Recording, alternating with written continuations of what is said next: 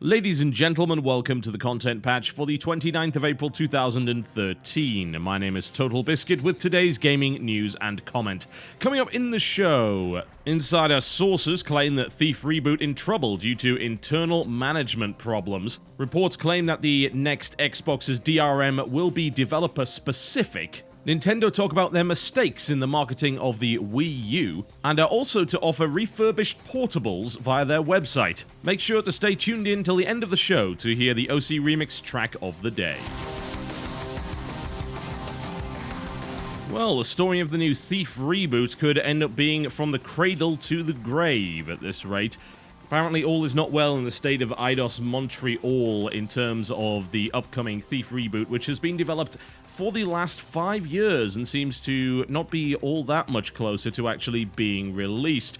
The so-called vertical slice, which was created by the team to demonstrate the viability of the game to the publishers and investors, supposedly no longer even runs within the heavily modified Unreal 3 engine that's supposed to contain the game. The studio has also suffered from a number of management changes at high-level positions, which has resulted in conflicting visions for the game, with old ideas being scrapped entirely in favor of brand new systems, extending both the budget and the development time of this particular title. Right now, it would appear that the game itself is lacking a cohesive vision, and according to sources within the company, Eidos Montreal spent nearly 10 months of development time creating a demo for GDC, which according to sources close to Polygon, apparently contained Cinemax-level sex sequences, which some of the animators weren't comfortable creating in the first place. These same sources also claim that the game is seeking additional funding from a German investment company. Well, this is a little bit worrying, isn't it? It's not good for Square Enix either, honestly, who has released a string of good titles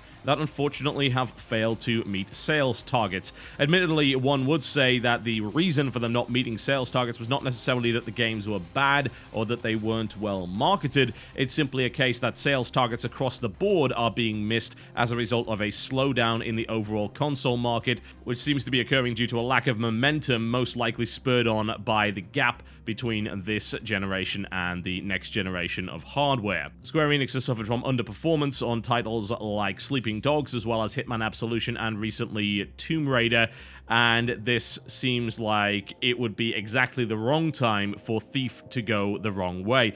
We should also point out, by the way, that when games enter development hell and they have a lot of conflicting visions, too many cooks do indeed spoil the broth. The last thing you want is a bunch of different people throwing out old ideas in favor of new ones and extending the project to Duke Nukem Forever levels, because we've seen what happens in that kind of scenario. We've also seen what happens when we have situations like Aliens Colonial Marines, where the original team doesn't even focus on it, it ends up being taken over by someone else entirely, and the whole thing ends up being a gigantic mess.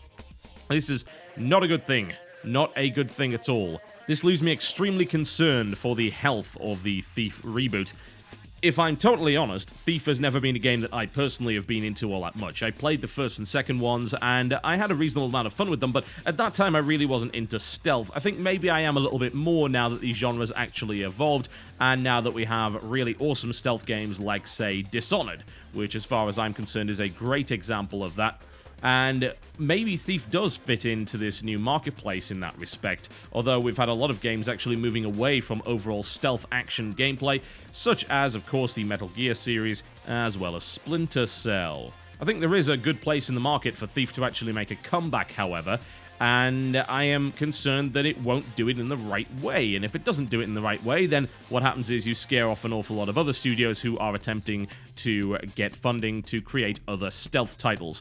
And while the indie scene has done an absolutely fantastic job of upholding the stealth genre, with games like Mark of the Ninja being absolutely phenomenal, I would like to see a full AAA release of Thief, assuming that they don't end up dumbing it down too much. Considering this studio is also responsible for Deus Ex Human Revolution, that was an absolutely fantastic game, I feel that they are the right people for the job, but the more I hear about it, the less confident I am that it will actually be any good. They're going to be unveiling this to the public at E3, so I will endeavor to get an appointment there and I'll try it out for myself, and then I will give you an update and tell you what exactly is going on with it. Reports continue to circulate as to the actual DRM system that the next Xbox will supposedly use, with sources now telling Polygon that the current version of the next generation system has the ability to switch on and off DRM at will depending on what the developer actually wants for their particular title. It has the ability to require an always-on connection, a one-time check-in, or no online DRM whatsoever. Now, as much as this could be used to combat piracy, of course, I have a feeling that it is aimed at the used game market more so than anything else. An attempt to destroy the used game market would, of course, be beneficial to some degree, perhaps even in the short term, to publishers and developers, because they would be making money on every single sale, rather than what's happening right now, where many sales don't actually give money to the publisher or developer whatsoever. However, there is an age-old argument on the subject of this, and the counter-argument to this whole affair is quite simply that if you disallow used games, then people will simply buy less games. The ability to buy used as well as trade in for other titles increases, potentially, the number of new titles that you will end up purchasing, which in turn makes the ecosystem an awful lot healthier. It's hard to say, really. This is not the kind of thing that I think has been studied to a great amount of depth, certainly not in a public setting. It would be nice to see a report that tells you, that surveys and just finds out how much the used market actually helps the new game market. That, to me, seems like a really good idea indeed, but doesn't seem like they're particularly willing to do that right now.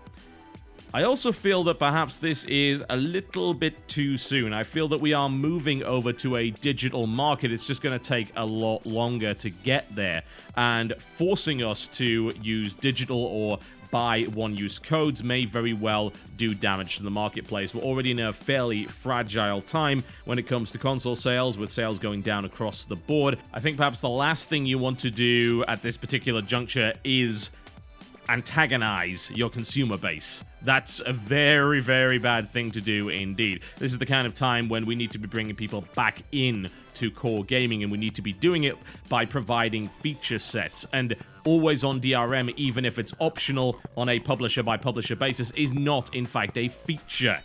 That is not what it's for. You can do the persistent thing without it being always online. It can be optional. What I'm hoping is that a lot of publishers turn around and say, no, this doesn't seem like a good idea at all, but I certainly wouldn't put it past people like Activision or EA to jump in on that one. And let's be honest, Ubisoft liked that for a long time. It might be very easy to relapse. Lord knows how sensitive they are to that particular subject. I'll keep you posted as the reports keep coming in from various places all over the internet, and of course the unveiling will be at a May the 21st event at the Xbox campus in Redmond. CEO of Nintendo, Satoru Iwata, has outlined to investors the battle plan for Nintendo in 2013 as regards to the 3DS and the Wii U.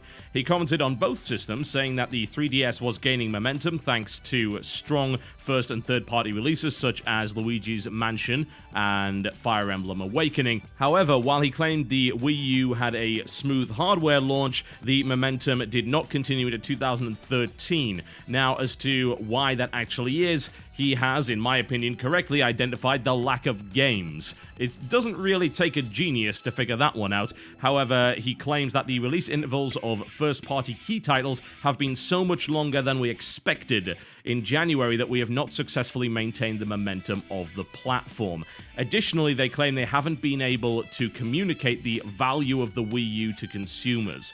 Now, as to why that actually is, he pointed very specifically to a lack of a killer app like Wii Sports, which, as far as I'm concerned, is very much a problem with that particular system.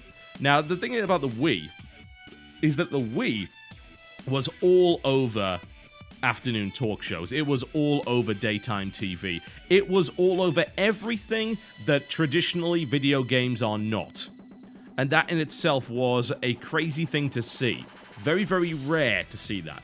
You know, you can go on a couple of late-night talk shows in the US, and every now and again, there'll be a developer coming out to show off a big game. That happens. That happens. Even Conan O'Brien has started getting involved in that kind of stuff, which is really fantastic. It's good to see. He's very funny when it comes to that stuff. But this is not what you were seeing with the Wii. I mean, the Wii was everywhere. I was in the UK when that was happening, and the Wii ended up in women's magazines, which boggles the mind. It was on morning talk shows. It was on all the kind of stuff that housewives stay at home and actually watch, and that in itself gave it an entirely new lease of life. It also ended up being sold to people who were traditionally an awful lot older than the gaming base. I'm talking like people in their 50s and 60s, and the Wii Sports killer app, as you can call it, in combination with the motion controls, was enough to carry that system forward to ludicrous levels of success. And honestly, they didn't even need killer apps for that system because the people they sold them to didn't care. Like, as long as they had Wii Sports and could occasionally buy stuff like carnival games, dance games, or fitness games, that's all they really cared about. Now, of course, that left core gamers out in the cold. The number of great core games for the Wii is very small in comparison to the sheer mountain of shovelware and nonsense that's available for that system. Problem with the Wii U is, they started with a reasonable lineup of core games. Unfortunately, most of those games were already available on other systems. Yes, you can launch with Black Ops 2, and you can launch with Assassin's Creed, and so on and so forth, but it doesn't really matter because core gamers already bought those games 2 months before. That doesn't make any sense. You wouldn't buy a new system just to buy these versions, and you weren't seeing a big improvement. In many cases, you were seeing versions that didn't run as well on the Wii U as they do on the 360 and PlayStation 3, and of course the PC was absolutely crushing it. And what did you have? Instead of Wii Sports, you had Nintendo Land, which is a good set of games. The problem is, and I'd actually like to identify this very specifically, it seems like Nintendo Land was aimed at people that already owned and played a lot of Wii. And I suppose that makes sense, but when you think about it, to play Nintendo Land correctly, you need the Wii controller and you need 3 Wiimotes. 3. So most of those games are designed to be played with 4 players. You can do some single player and some 2-player stuff, but most of the really good stuff, like say the Luigi's Mansion game, which is an absolutely fantastic demonstration of how well the controller works in asymmetrical gameplay, require 4 players. Now, that in itself is a limiting factor. The Wii Sports title, for the most part, only required a single Wiimote to play. There were a couple of exceptions. The boxing game, you needed the nunchuck, and of course, you want to play 2-player, you needed 2 sets of those. But most of them, like golf, like bowling, which was the really, really popular thing indeed, required a single Wiimote. Now, out of the box, it seems like if you buy a Wii U, you are not in a position to actually have the most fun with it, because you need to buy additional peripherals to make it work properly.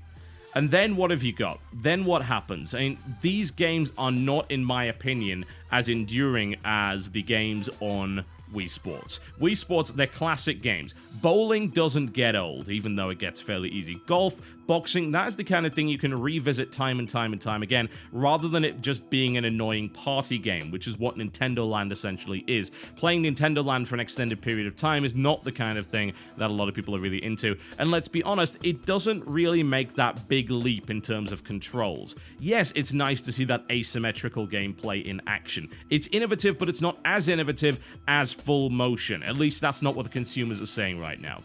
Now, we're going to be seeing the release of Pikmin 3 in July, which may very well give some momentum, but I don't feel that Pikmin is an IP that really carries enough weight to actually propel that console forward. Stuff like Lego City Undercover is nice, don't get me wrong, but I don't feel that Lego games sell systems. We just need to see more. Honestly, if they release a new Smash Bros. Game, they'll probably be absolutely fine. If we have Mario Galaxy 3 or a new Super Mario RPG or a new Paper Mario on that system, then we might be in a good place. A new Metroid would be good.